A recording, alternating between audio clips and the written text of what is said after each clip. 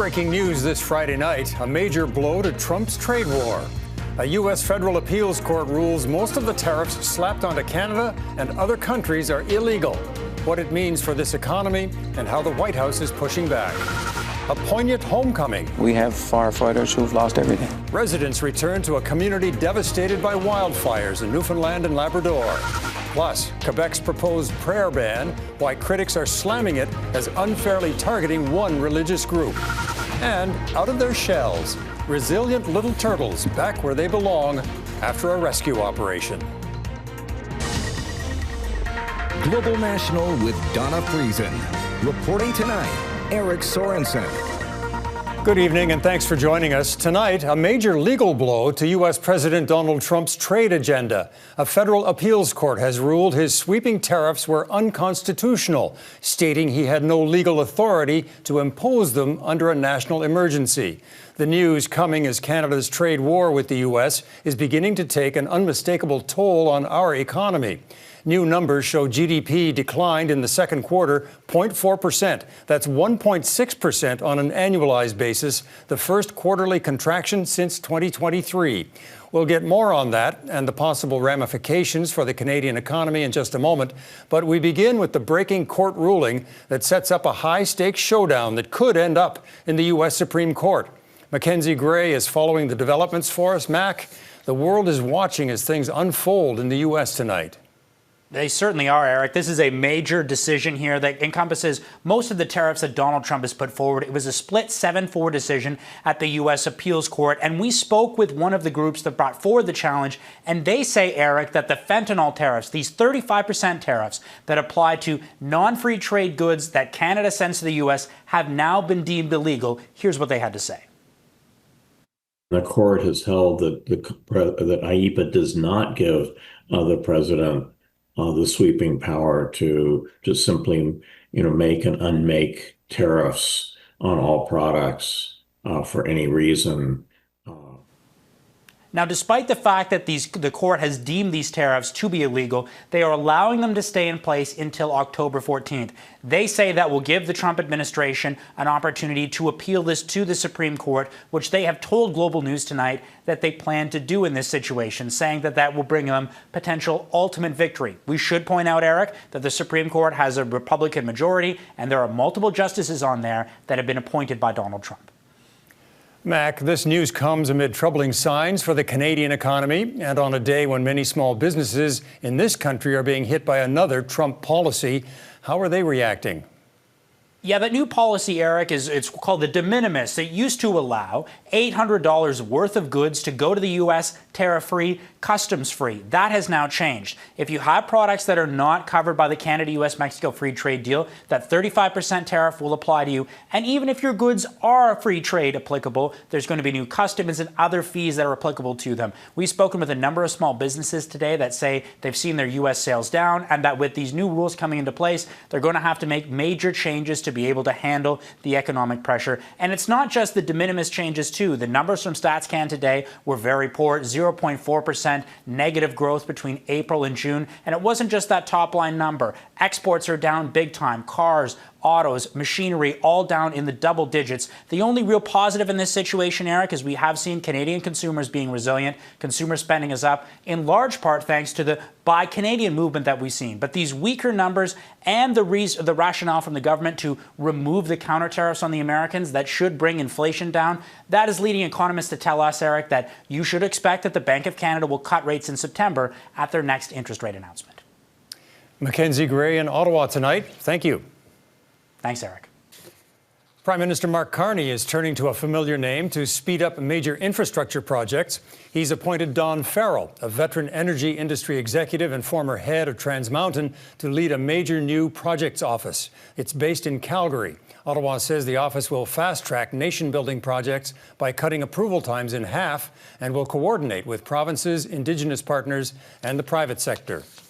A state of emergency has been declared in a First Nations community in the Northwest Territories as a growing wildfire forces hundreds to evacuate. A 10,000-hectare fire is burning northwest of Yellowknife, just 7 kilometers south of Wati, a remote community of about 600 people. Strong winds are forecast to push the blaze towards Wati in the coming days. In Nova Scotia, the Long Lake wildfire remains out of control at more than 8,000 hectares, destroying 20 homes and forcing hundreds to evacuate. Premier Tim Houston says conditions elsewhere in the province have improved, however, enough to lift a controversial ban on entering the woods in several communities.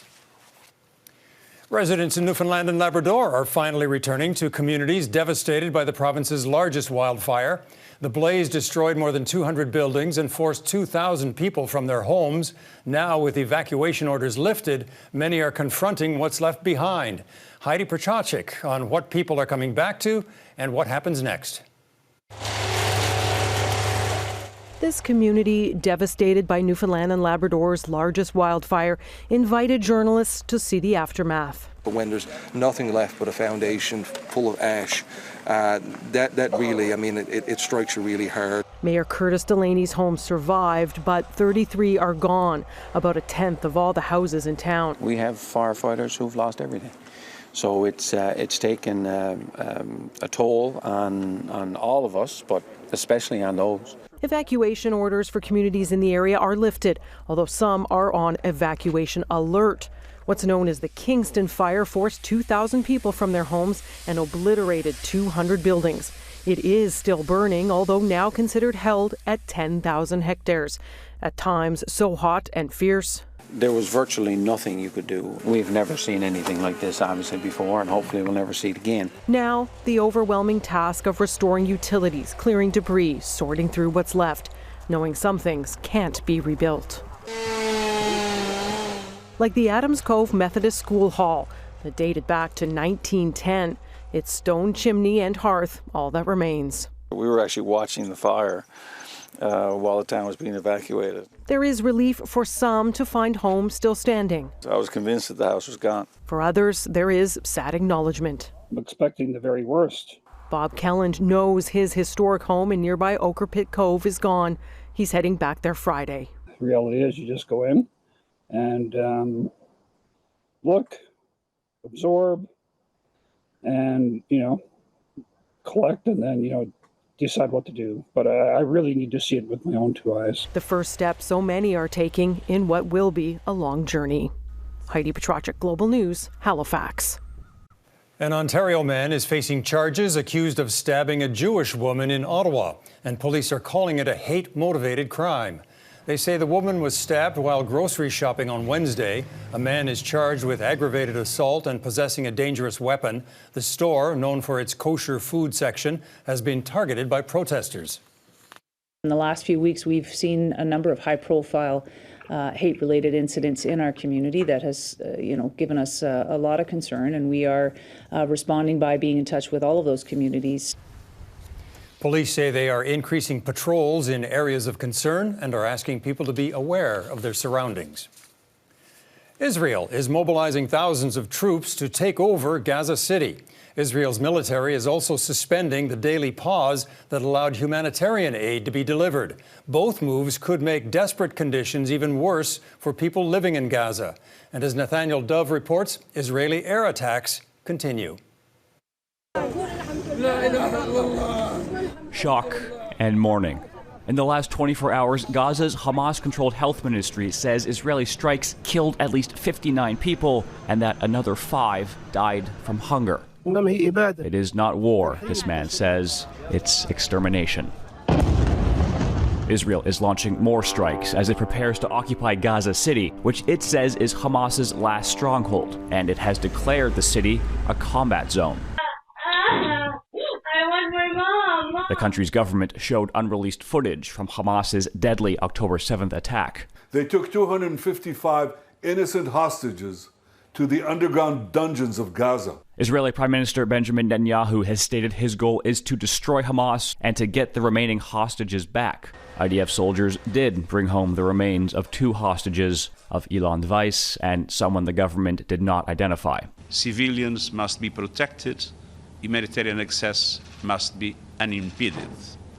No more excuses, no more obstacles, no more lies. The UN says Israel has created a disaster unparalleled in modern times. The World Health Organization says Gaza has nearly run out of medical supplies. Israel allows very little in, claiming Hamas seizes it as reported cases of Guillain-Barré syndrome surge. The symptoms are similar to polio.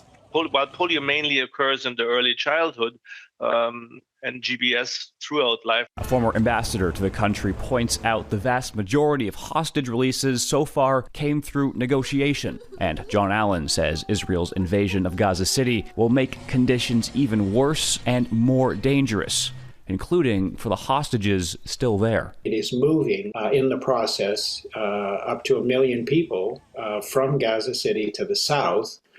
It will allow Israel to completely destroy Gaza City, bulldoze it to the ground. Nathaniel Dove, Global News.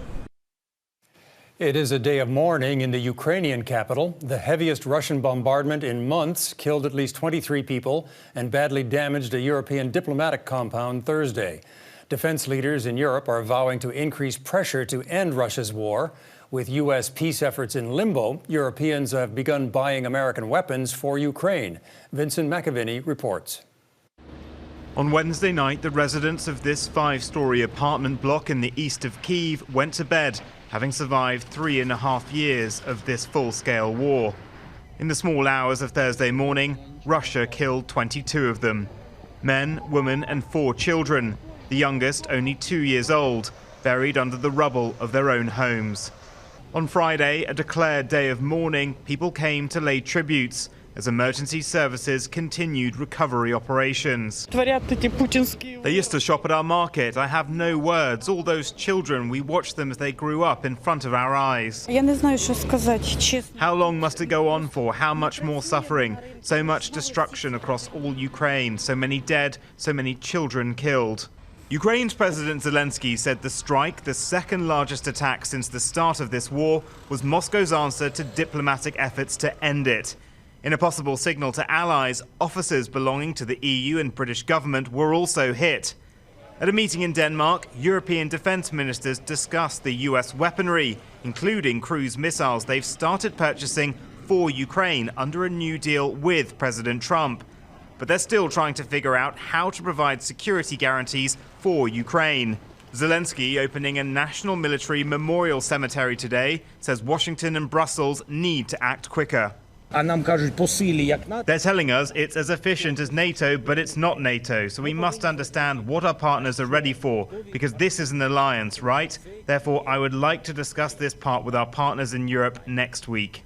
It was only 2 weeks ago that Presidents Trump and Putin met in Alaska. Trump had hoped for another summit soon involving President Zelensky. That now seems even less likely. Vincent McAviney, Global News, London. The families of 2 children killed in a mass shooting in Minneapolis are speaking out. 8-year-old Fletcher Merkel and 10-year-old Harper Moisky died when a shooter fired through the windows of a Catholic church on Wednesday.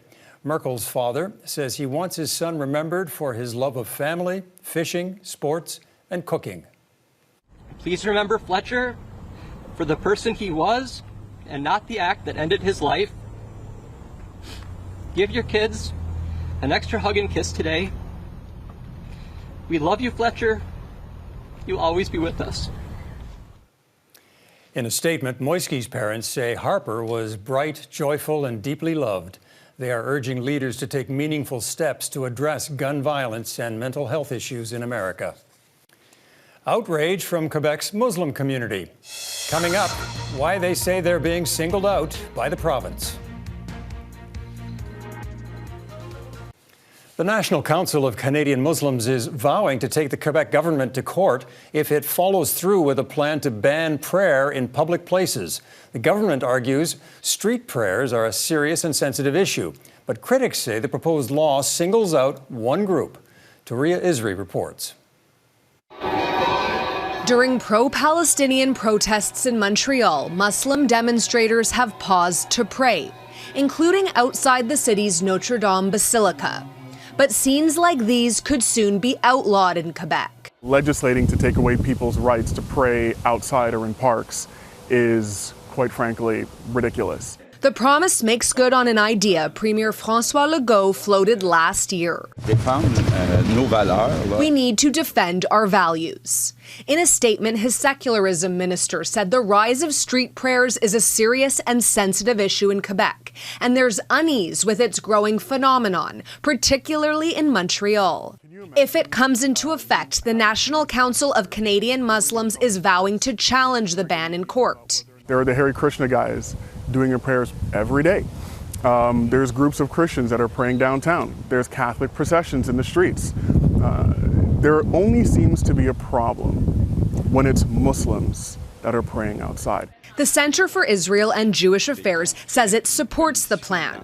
It's not clear how it would be enforced or whether the ban would apply to all religious rituals equally.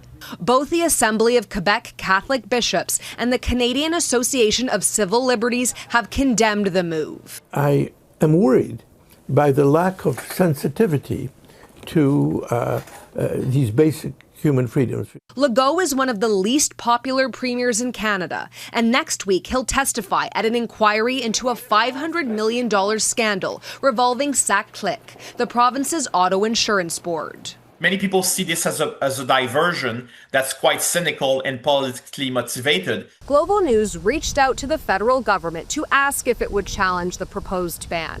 The Department of Justice said charter rights apply to all Canadians across the country, but said it would not comment further until the legislation is tabled. Taria Isri, Global News, Montreal. Edmonton's Public School Board has removed more than 200 books from school shelves in an effort to comply with new rules in the province, restricting inappropriate books in schools.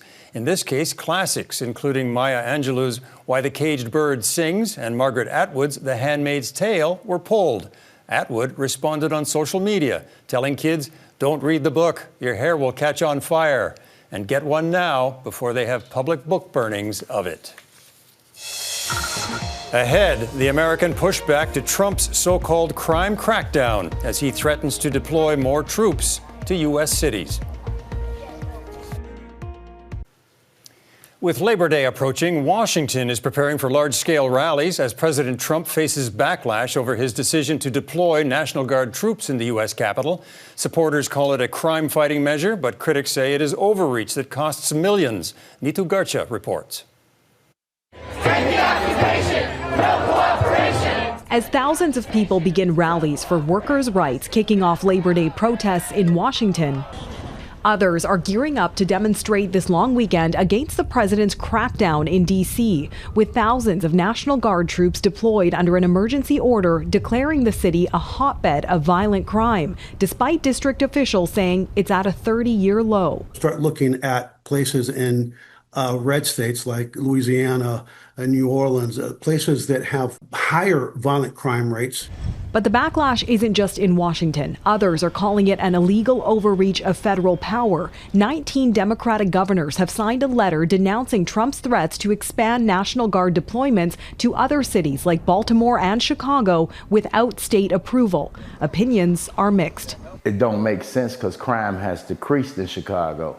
The numbers have gone down because they're playing with the books. It's been proven to work in D.C.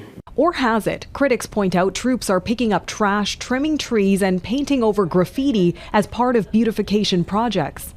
As the last days of summer draw visitors, groups of armed National Guard members at tourist-heavy, low-crime areas like this are a striking sight. If I'm traveling other places in the world and I see military out, I get alarmed. I don't feel any safer with them here. And as for the cost of the troops in D.C., the Pentagon has yet to release official figures, but it's estimated to be about $1 million per day for expenses like pay, lodging, food, and transportation, according to defense budget analysts. That's costing millions of dollars, and on top of that, I think I'm pretty confident that the president isn't aware that his big, beautiful bill cut from state and local policing $1 billion. California Governor Gavin Newsom expects a federal judge ruling soon on whether the National Guard deployments are legal. Neetu Garcha, Global News, Washington. Up next, conservationists going to great lengths to save these tiny turtles. Efforts are underway in Quebec to protect a species of turtles. Eggs from painted turtles were collected in a park west of Montreal earlier this year. And this morning, our Mike Armstrong was there as several were returned to nature. They may be small and they may be slow, but they're well traveled. The 5 turtles in this box were from eggs found right on this beach in early July. They were collected by Quebec's Provincial Parks Agency and hatched a few hundred kilometers away. They started breaking out of their shells over the weekend, says this ranger. The last one got out Tuesday. Now, this is the moment they first tasted freedom and all the dangers that come with it. The first danger is being eaten, says this ranger. They have to look out for birds and fish, even other turtles. The project is a partnership between the Parks Agency and the Quebec City Aquarium. It's their 3rd year, but they're first focused on a species called painted turtles. They've done snapping turtles in the past. How you doing, girl? Well, the snapping turtle is considered a species of special concern, basically one level below endangered. Painted turtles are more common, and the hope is to help them stay there. This is 2 different nests. Rangers watch this spot in Oka Provincial Park basically all summer on the lookout for turtle nests and then try to help them. We protect it by a grill to make sure that it has no predation, like with a raccoon. Oh, is that, raccoons are one of the bad ones? Yes. Oh yeah? Yes, very bad one. Now, painted turtles live 20 to 30 years. They're fairly safe from predators once they get bigger after about a year. The challenge is getting through those first 12 months. One turtle did appear hesitant, taking considerably longer to make its way into the water. But to be fair, there is a lot to worry about. Mike Armstrong, Global News, Oka, Quebec. And that is Global National for this Friday. I'm Eric Sorensen. Tonight's Your Canada showcases Caslow, BC, a patriotic gnome in Winnipeg, and a beaver dam in Rankin, Ontario. Thanks for watching. Hope to see you again tomorrow.